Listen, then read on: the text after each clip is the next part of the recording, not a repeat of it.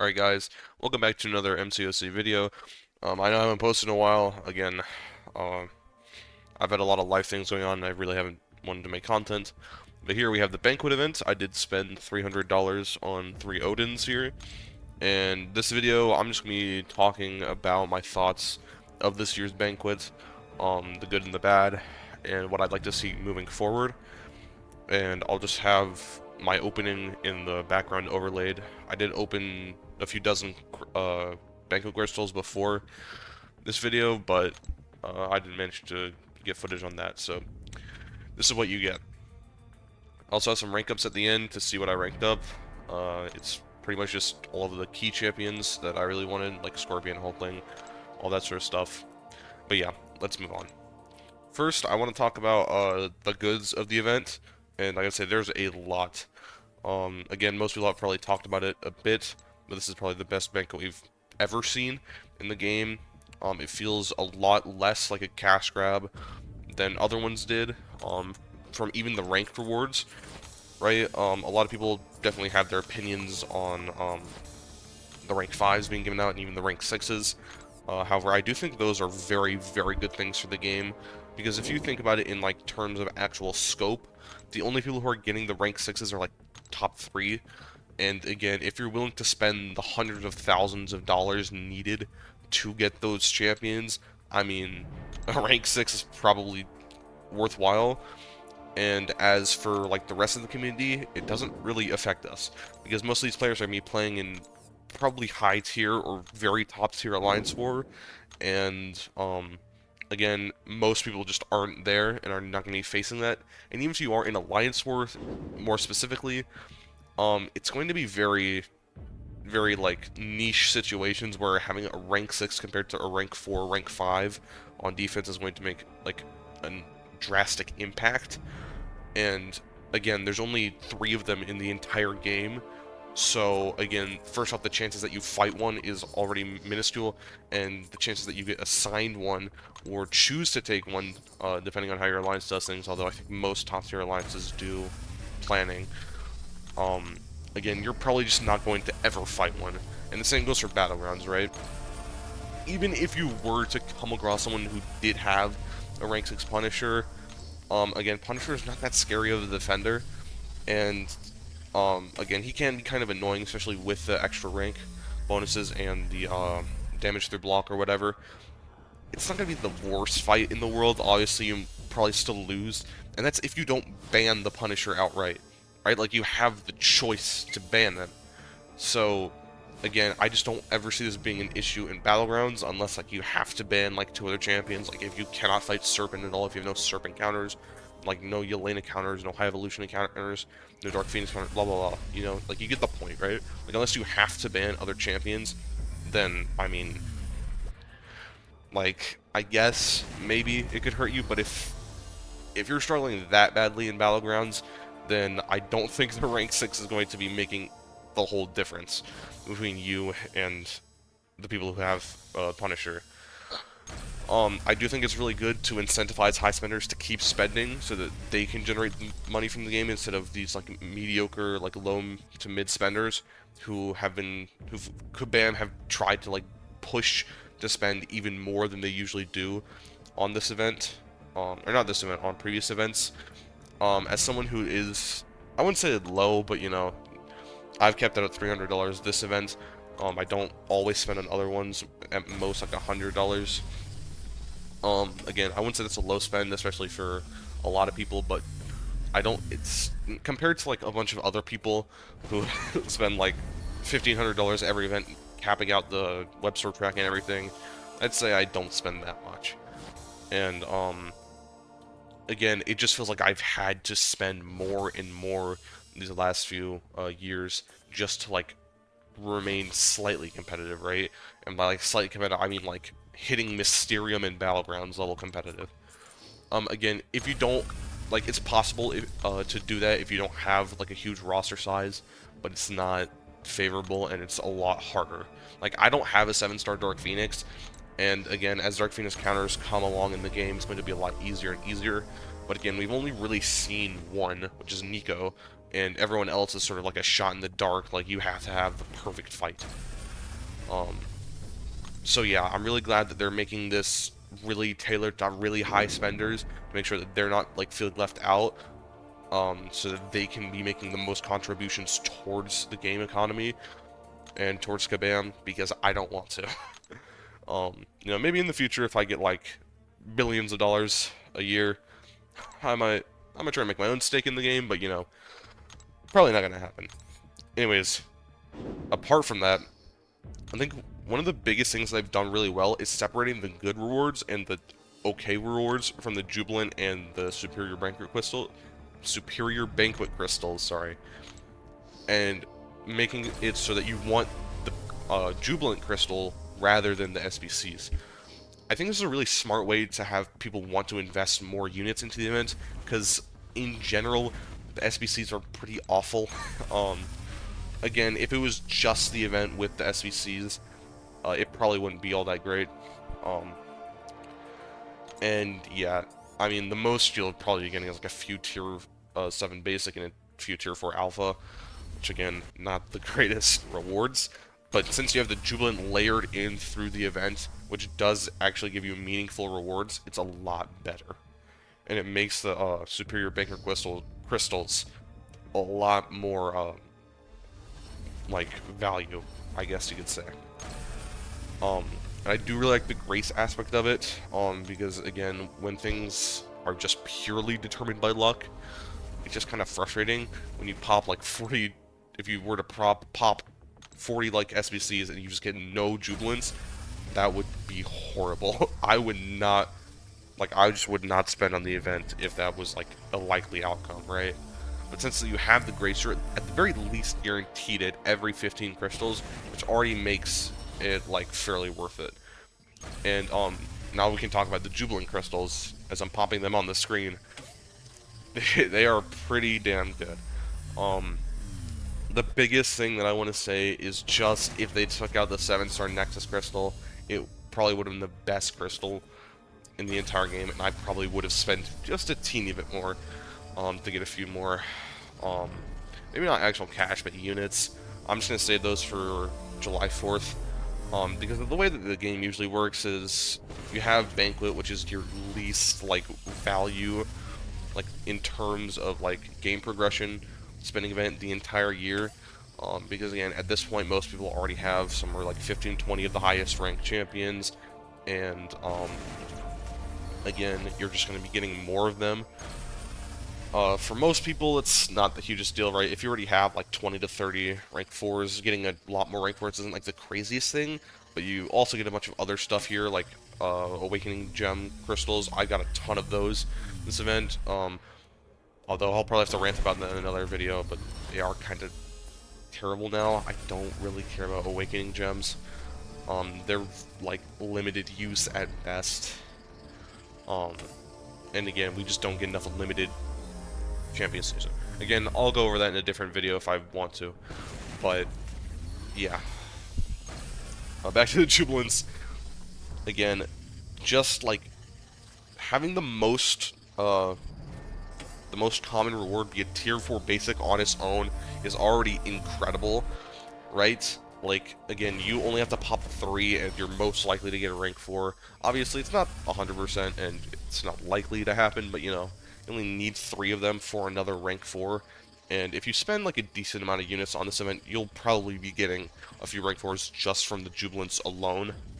I do think that, I don't want to be greedy when I say this, but I do think the event needed more tier 4 alpha, because like, you're looking at me pop these Jubilants right here, but again, there's just no tier 4 alpha. I can't make any rank 4s if I don't have tier 4 alpha, and the only way that you can meaningfully get them is from the Radiant store, and pieces of content here and there, but again, not in significant amounts, unless you're just completing like Act 9.3 or whatever.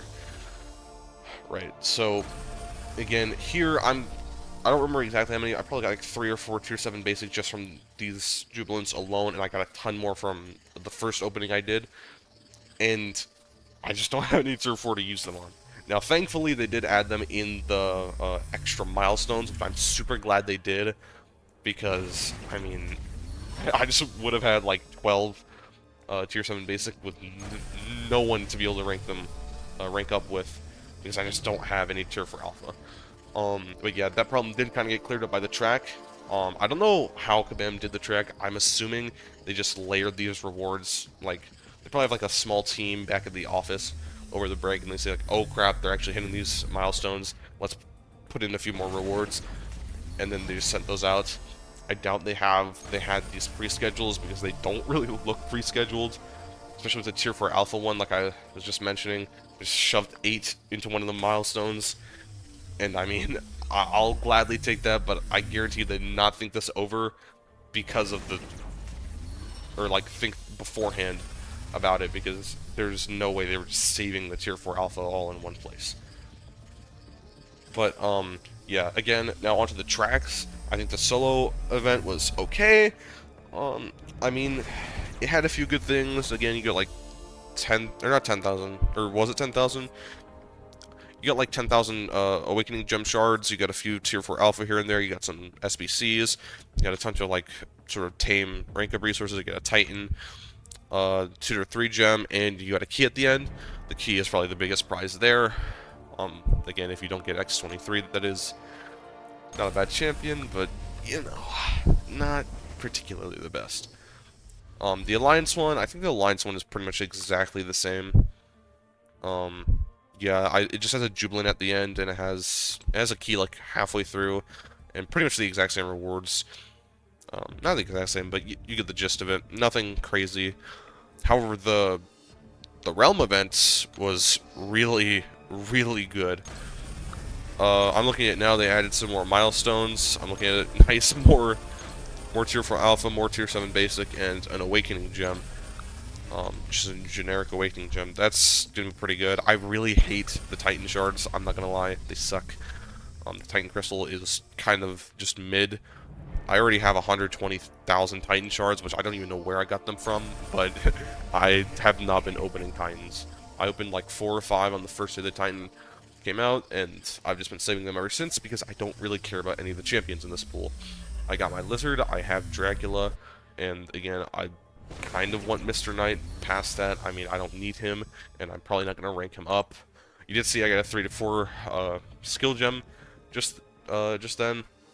I still haven't used that because there's no one for me to use it on. I already have Okoye, Nick Fury, Crossbones, and someone else, I think, already to rank 4 in the skill class, and there's nobody else that I really want to. I was going to use it on Punisher if I got him, but I didn't. And unless they add more milestones with like Jubilants or whatever, I probably won't.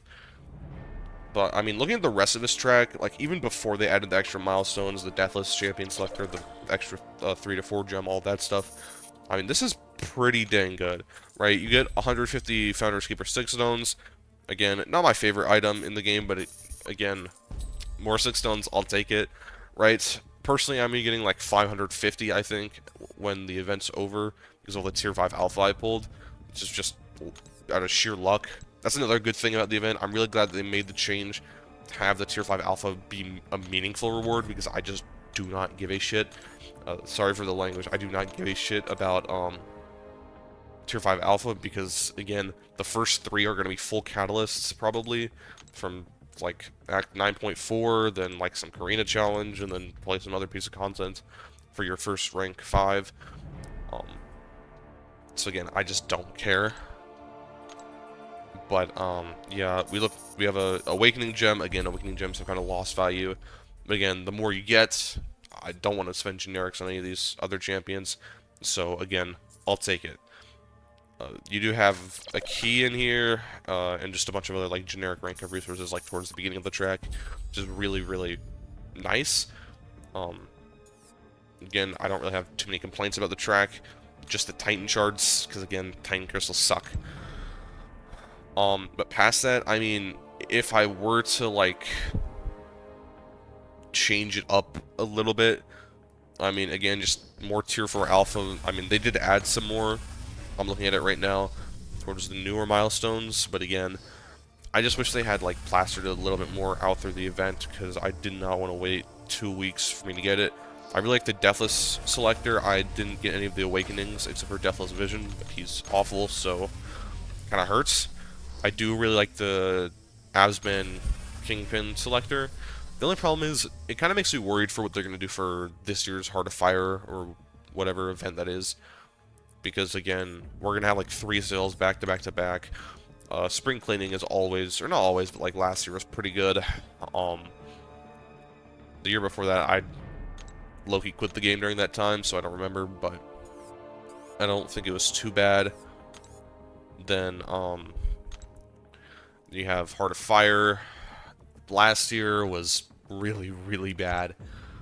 It was, I'm pretty sure it was just the champions. You didn't have anything else to buy. You were just going for the champions, and then when you didn't get them, you were just kind of kicking yourself. And then July 4th was decent. It was just, like, weird, but it was decent. So, you know. But again, sorry, I'm losing my train of thought. It does kind of make me worried for next year's event, where are they going to just add a bunch of buff champions or a bunch of new champions, or what are they going to do, right? Because they just took up a skill and a mystic that they could have done.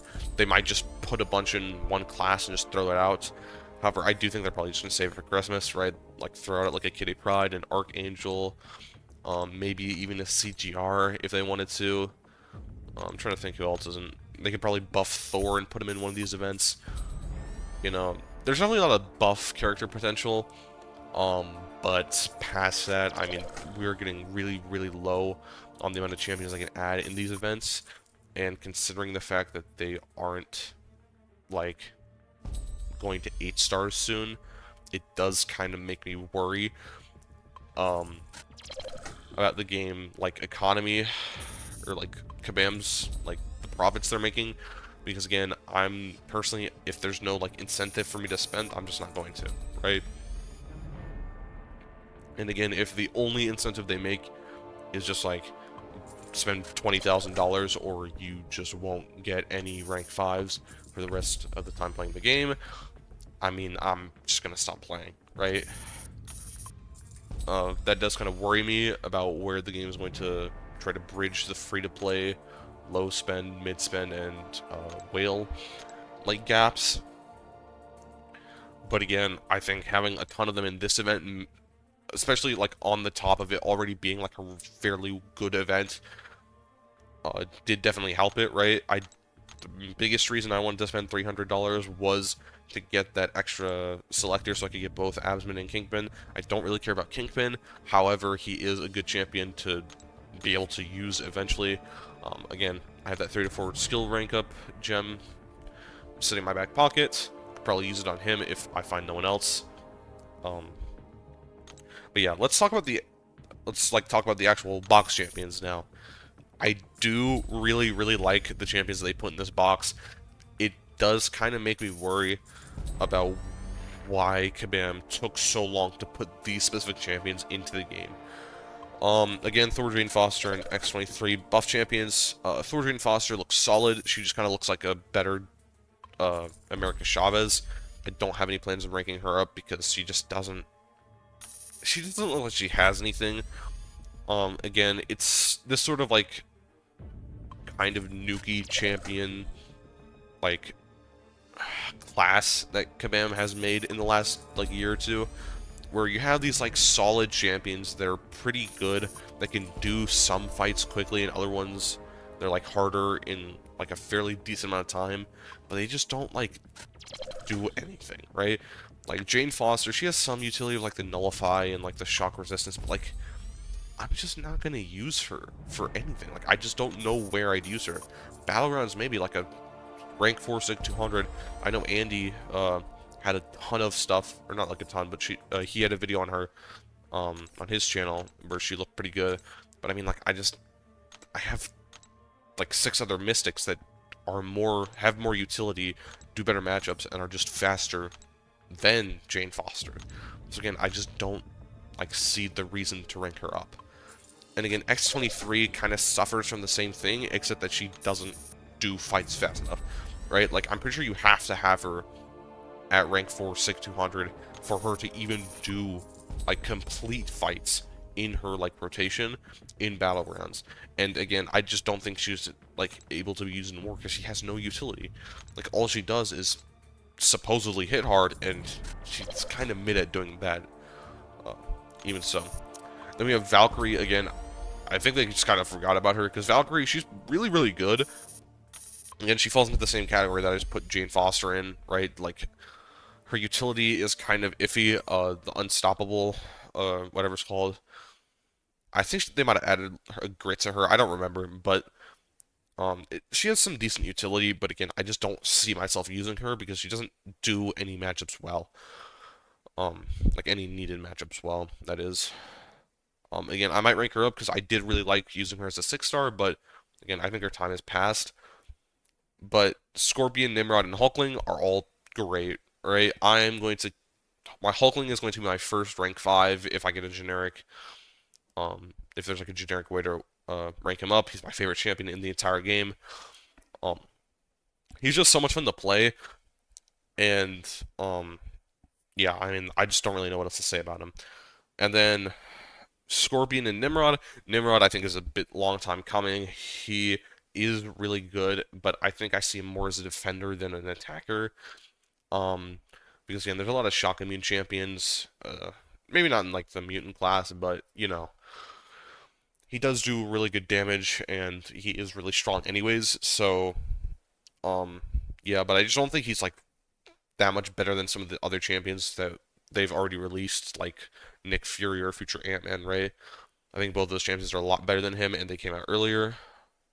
But again, I just don't know yet. I haven't used Nimrod too much. I did take him to rank 4. He's been great on defense. On offense, not so much. Then Scorpion, again, I've always thought the Scorpion was overrated.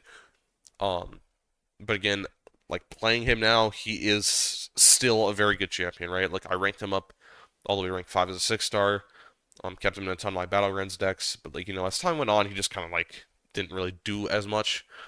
And again, it's glad to see that he's going to have a resurfacing, but again, I just don't think he's that busted to have kept him like away from the community for like this long, right? But I do think this is a really good sign for the game, and that means Kabam is more open to allowing stronger champions into the base pool, or not base pool, but like into the game of 7-stars because like they have less matchups to take, right? Because like at one point Hulkling was like the most drafted character in Battlegrounds, just because he could nuke everything, right? There was like no matchup that Hulkling couldn't take other than like Wiccan, um, but like he could take everyone, right? And now it's just like you look at a ton of meta defenders. I mean, like Yelena, he's not really gonna do Yelena that well. Serpent, he can do Serpent, I think, but he's not gonna do it. No, like 100 HP, like 20 seconds. He's just not gonna do that. I mean, High Evolutioner. I don't know about High Evolutioner. I don't really fight him. But I don't think he takes him that well. And you think about like a ton of other meta defenders, right? Like he can do some of them, but he's not always gonna get it done with 100% health and do it really really quickly, right? Yeah, I think that's kind of summarizes my thoughts for the event. Again, if I want to talk about anything more, I'll make a separate video on that. I might make a video on how the Six Stone and Awakening Gem economy is going in the game and how that's like kind of depreciating, especially during this event. But yeah, I'm gonna leave it there for this video. Thank you guys for watching. Have a good banquet event. Peace.